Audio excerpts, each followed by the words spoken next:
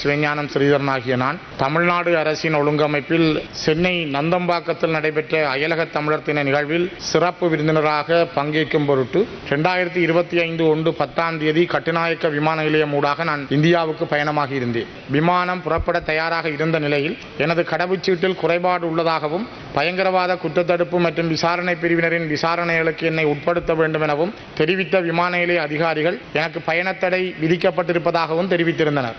தயவு செய்து எனக்கு ஒரு நீதி வேண்டும். நான் சர்வதேச பாராளுமன்றத்திடமும் Amnesty International, Human Rights Watch இவர்களிடமும் இந்த வினயத்தை, இந்த கோரிக்கைகளை முன்வைக்கிறேன். நான் நினைக்கிறேன் பாராளுமன்றத்தால் எனக்கு நீதி கிடைக்கும் என்று. இது என் மீது புனையப்பட்டிருக்கின்ற மிகப்பெரிய மோசடி. நான் எந்த ஒரு காலத்திலும் இலங்கையில் தடை செய்யப்பட்ட கனடாவில் இருக்கிற எந்த ஒரு அமைப்போடும் பேசுவதற்கு தயாராகவில்லை. அப்படி யாரும் என்னை கேட்டதும் இல்லை. அந்த முயற்சிகள் எதுவும் மேற்கொள்ளப்படவும் இல்லை. அரசாங்கத்தினுடைய பேச்சாளர் போல அல்லது அரச புலனாய்வுத்துறையின் பேச்சாளர் போல ஊகத்தின் அடிப்படையில் ஊடகங்களில் வந்தது என்று சுமந்திரன் குறிப்பிட்டிருப்பது மிக பாரதூரமானது.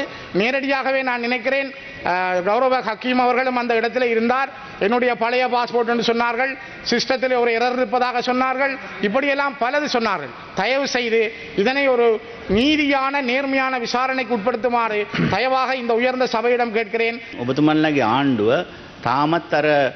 உங்களுடைய அரசாங்கம் இன்னும் அந்த பயங்கரவாத தடை சட்டத்தை நடைமுறைப்படுத்தி வருகின்றது. அந்த சட்டத்தின் மூலம் விரும்பியவாறு நடவடிக்கைகளை முன்னெடுக்க முடியாது. நீதிமன்ற உத்தரவு இருக்க வேண்டும். ஆனால் அவ்வாறானதொரு பதிவு இல்லை. உண்மையில் இது பாராளுமன்ற உறுப்பினர்களின் சிறப்புரிமை மீறலாகும். அது மட்டுமன்றி அவருக்கு ஏற்பட்ட பாரிய அநீதியுமாகும். நாம் கலந்துரையாடி அதனை திருத்திக் கொண்ட போதிலும் இது தொடர்பாக முறையான விசாரணை மேற்கொள்ளப்பட வேண்டும்.